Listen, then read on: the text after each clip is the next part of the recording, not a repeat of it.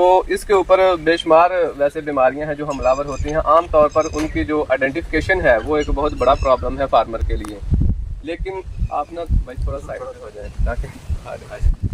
अच्छा, इसके अंदर जो सबसे खतरनाक बीमारियां हैं वो एक तो फंगस है और एक वायरस है। वैसे तो इसके अंदर बैक्टीरिया की भी बीमारी आती है, इसके अंदर निमाटोड का भी हमला होता है, लेकिन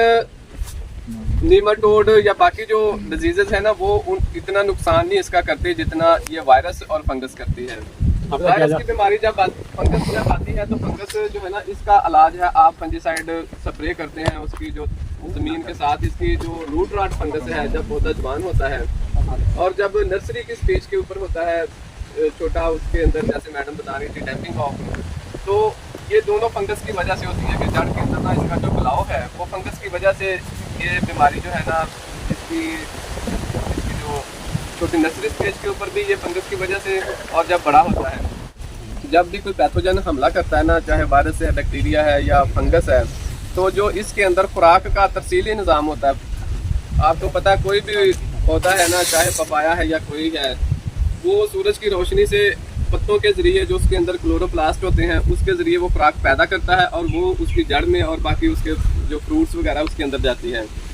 और जो जड़ से पौधा जो आप ज़मीन के अंदर खाद वगैरह डालते हैं तो जो जड़ से जज़ब करता है वो ऊपर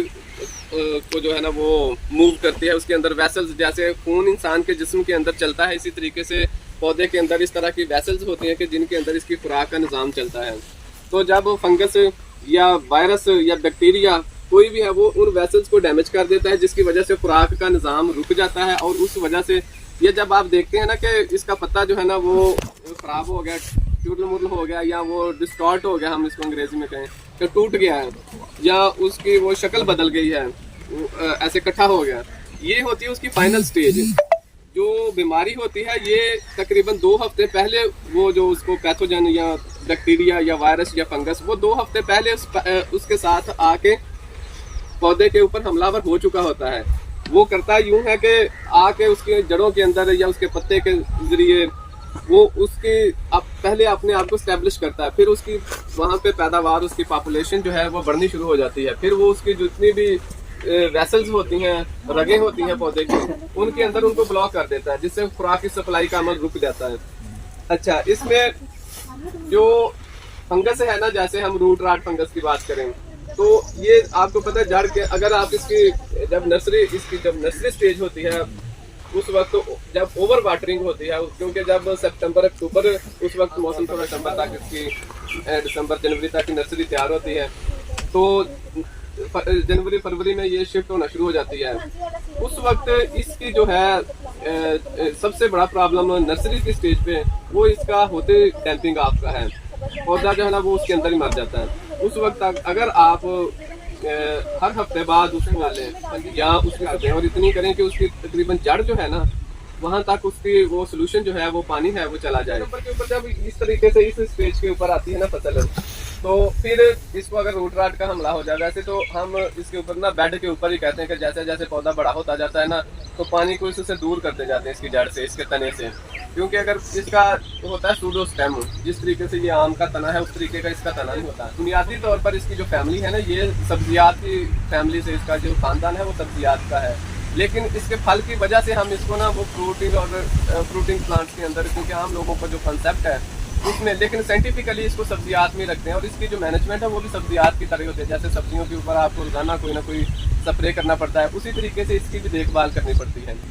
इसकी जितनी भी बीमारियां हैं ना उनका ज़्यादातर जो 80-90% है उनका ताल्लुक आपकी मैनेजमेंट से है। अगर आप अपने पौधों को सही तरीके से मैनेज करते हैं, 80 सिवाय वायरस के, जो पपाया लीफ कर्ल वायरस है वो भी मैनेज हो जाती है। उसके अलावा जितनी बीमारियां हैं ना अगर वो आती हैं तो वो फार्मर की या जो लगाने वाला है उसकी अपनी गफलत की वजह से आती हैं कि उसको गाइडेंस सही ना मिले। फार्मर ऐसे हैं जो लगाते हैं लेकिन अगर उनको एक्सपीरियंस नहीं ना, ये जिस तरीके से ब्रायलर पोल्ट्री फार्म है ना तो पीछे का भी वही हिसाब है कि इससे जितना आप ज़्यादा अर्निंग हासिल करते हैं उतनी इसके ऊपर तवज्जो की ज़्यादा ज़रूरत होती है। ये गंदम चावल गन्ने की तरह की फसल नहीं है कि अगर आप सोचें कि हम इसको एक दफ़ा लगा के तो इससे फ्रूटिंग हासिल करना शुरू कर देंगे, ऐसा मुमकिन नहीं होगा। इसकी बिल्कुल आपको सुबह और शाम ध्यान रखना पड़ेगा, क्योंकि बाज़ औक़ात होता है शाम को बारिश होती है, अगले दिन पौधे मर जाना शुरू हो जाते हैं, क्योंकि इसके ऊपर जो ज़मीन के अंदर देखिए हर किस्म की फंगस, बैक्टीरिया, निमाटोड ये मौजूद होते हैं। ये पौधे का जो इम्यूनिटी सिस्टम है ना, इसका दफाई निज़ाम है जो, वो इसको महफूज रखता है उन सारे जो जरासीम इसके इर्द गिर्द ज़मीन के अंदर हैं या फ़ज़ा के अंदर हैं या कीड़े जो लेके आते हैं ना उनसे। हमारा जो फोकस है ना, ये इसके जो दफाई निज़ाम है ना उसको मजबूत रखना है। ये जितनी हम खादें डालते हैं, ज़मीन की अच्छी तैयारी करते हैं, ज़रखेज़ ज़मीन बनाते हैं, उन तमाम का एक ही मकसद होता है कि पौधा जो है इसका जो अंदर का इसका बीमारियों के खिलाफ लड़ने का सिस्टम है ना वो मजबूत हो। जैसे हम देखते हैं कि जो छोटा बच्चा होता है उसको भी बहुत जल्दी बीमारियां हमलावर हो जाती हैं, और जो एक बूढ़ा शख्स 60-70 वर्ष की उम्र में जाता है उसके ऊपर भी, हालांकि उसके साथ जो 30-35 साल के लोग भी रह रहे होते हैं उनको वो बीमारियां, ये कोरोना वायरस आया था तो ये बच्चों को बिल्कुल उसकी इन्फेक्शन ही होती थी, जो उसकी स्ट्रेन थी वो बच्चों को अफेक्ट ही नहीं करती थी। वो सिर्फ ज़्यादातर अफेक्ट करती थी जो पहले जो अटैक हुआ कि जो 60-70-50 साल से ऊपर के लोग थे उनको ज़्यादा अफेक्ट करती थी, जो नीचे थे वो सर्वाइव कर जाते थे। लेकिन वक्त के साथ साथ तो फिर ऐसी भी आई कि जो यंग लोगों को भी उसका, इस तमाम का जो ताल्लुक है ना वो आपके इम्यूनिटी सिस्टम के साथ है। पौधे की भी जितनी बीमारियां हैं ना उन सब का ताल्लुक इसके इम्यूनिटी सिस्टम के साथ है। हमारा जो इलाका है ना ये मौसमियाती तब्दीलियों के हवाले से बहुत ज़्यादा हसास है और बहुत ज़्यादा ससेप्टिबल है। आपने देखा कि ये जो इसी महीने का जनवरी का पूरे महीने में सूरज ही नहीं निकला, दरख्तों के पत्ते ठंड की वजह से जो है ना वो ये जितने शीशम या ये दरेक और दूसरे नीम वगैरह के वो पत्ते सारे झुलस गए। पपीता जो है ये भी बहुत ज़्यादा इसको महसूस करता है। तो अगर वो मौसम की वजह से प्रेशर हो पौधे के ऊपर या इसकी कोई इसके अंदर न्यूट्रिशन इसकी आपने पूरी नहीं डाली, जो जब पौधा बड़ा होता है ना उसके अंदर एक और बहुत बड़ा प्रॉब्लम आता है, वो है बोरान की कमी, जिसका आम तकरीबन 90% फार्मर्स को नहीं पता। ये मियाँ साहब को पता है, ये विजिट करते रहते हैं कि जो बोरान की कमी है उसकी अलामात भी उसी तरह की हैं जिस तरह की अलामात उसकी जो बीमारी है ना वायरस की वजह से उस तरह की हैं। तो अब आम तौर पर हमारे यहाँ पर फार्मर जो है ना वो कंफ्यूज हो जाते हैं कि अब ये शायद इसको वायरस का हमला हो गया, तो वो बगैर सोचे समझे उसको ना बहुत सारे लोग हार्वेस्ट कर देते हैं कि अब इसका कोई फ़ायदा नहीं है। हालांकि वो एक्सपर्ट्स के साथ रब्ता करें, हमारे जो हॉर्टिकल्चर सर्च इंस्टीट्यूट है या यूब रिसर्च से, तो हमारे साथ अगर कॉन्टैक्ट करेंगे तो हम उनको बेहतर मशवरा उनकी क्रॉप की कंडीशन देख के इस तरीके से हम लोग जब आप लोगों से आप अपने मसाइल बयान करते हैं, हम उनको फिर उनकी पूरी रिसर्च करते हैं कि दुनिया में और ये मसला कहाँ पे है और इसका क्या हालत ढूंढा है। तो इस तरीके से जितनी भी बीमारियाँ हैं इसमें जो फंगस है, जब भी बारिश हो ना तो आपने अगले दिन या आप बहुत सारी एप्लीकेशंस हैं मोबाइल्स के अंदर, एंड्रॉयड मोबाइल्स के अंदर, तो आप उससे ना प्रेडिक्शंस देखा करें कि बारिश आनी है कि नहीं आनी, क्योंकि बारिश जो है ना जब भी फिजा के अंदर नमी होगी ये बीमारी का ना एक ट्राईएंगल होती है, ये 3 फैक्टर जो है ना आपस में कनेक्ट करते हैं तो बीमारी आती है। एक के जब माहौल साजगार है, आपका जो फसल है चाहे पपाया है या कोई भी फसल है उसके अंदर उस पैथोजन की उस बीमारी के खिलाफ पूरी मुदाफत नहीं है, उसके अंदर वो उसके जीन्स ही नहीं है कि जो उसको रोक सकें। तो तीसरे नंबर के ऊपर के अगर उसके अंदर जरासीम है भी तो उस जरासीम के अंदर इतनी ताकत हो कि वो बीमारी को फैला सके। ये तीनों जब चीज़ें कंबाइन होती हैं फिर बीमारी पैदा होती है। तो उसको रोकने के लिए सबसे बेस्ट ये है, आमतौर पर हमारी पपीते की ये कोई भी फसल जितनी ज़्यादा प्रोडक्टिव होती है ना उतनी ज़्यादा वो बीमारियों के खिलाफ उसकी क़ुव्वत मुदाफ़त कम होती है, क्योंकि उसकी तमाम एनर्जी जो है ना वो उसकी प्रोडक्शन में चली जाती है। आप देखिए एक पपीते के ऊपर 2-2.5 मन फल लगता है, उस पौधे की तो सारी एनर्जी वो फल में कन्वर्ट हो जाती है बीमारियों के खिलाफ उसकी एनर्जी, इसलिए इसको स्प्रे वगैरह ज़्यादा करने पड़ते हैं, इसको न्यूट्रिशन बर वक्त डालनी पड़ती है, खादें बर वक्त डालनी पड़ती हैं। तो इसका जो सबसे बेस्ट तरीका वो ये है कि अब इन सारी बीमारियों से बचाने के लिए कि क्योंकि इसकी जो जड़ें हैं वो नीचे अगर ज़मीन के अंदर न्यूट्रिशन वाफर मकदार में मौजूद होगी तो फिर पौधे की इम्यूनिटी सिस्टम बेहतर रहेगी और इसकी बीमारियों के खिलाफ जो क़ुव्वत मुदाफ़त है वो ज़्यादा रहेगी। तो उसके लिए ज़रूरी है कि आप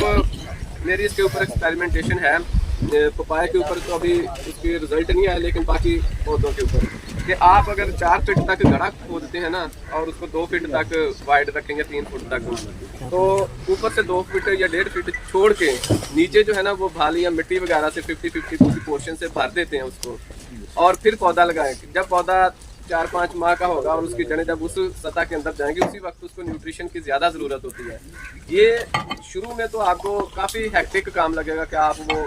वर्मे के साथ या ट्रैक्टर के पीछे वो होता है डिगर, उसके साथ आप उसको गड़े निकालेंगे, लेकिन उससे फिर फ़ायदा ये आपको होगा कि आपको 2 साल तक जो फ्लक्चुएशन आती है ना न्यूट्रिशन की, पौधे के अंदर से स्ट्रेस आती है, वो नहीं आएगी। फिर अगर आपसे कोई एक आध दफ़ा मिस भी हो जाती है न्यूट्रिशन उसको डालना, कोई खाद वगैरह कोई स्प्रे, तो पौधा इतनी जल्दी जो है ना वो बीमार नहीं होता। तो इसके ऊपर तो बहुत लंबी डिस्कशन की जा सकती है और बहुत सारी चीज़ें जो है वो इस हवाले से इन डेप्थ बयान की जा सकती हैं, लेकिन ये थी सतही चीज़ें जो मैं आपको, जिनका आपसे डायरेक्ट ताल्लुक है। तो आपने अगर इससे मुनाफा कमाना है ना तो फिर आपको इसकी बहुत ज़्यादा केयर करनी पड़ेगी, और उसका सबसे बेस्ट वे ये है कि आप शुरू में इसके ऊपर मेहनत करें। जब आप इसको लगाते हैं तो इसकी बेड के ऊपर काश्त करें और इसको पानी से दूर रखें, और जब मौसम के ऊपर नज़र रखें हमेशा। ये एप्लीकेशंस आ गई हैं बहुत ज़्यादा जो आपको वेदर फोरकास्ट उनके हिसाब से देख लें। बारिश से एक दिन पहले अगर आप स्प्रे करते हैं ना इसके ऊपर फंजीसाइड, इसके ऊपर 2 किस्म की फंगस आती है,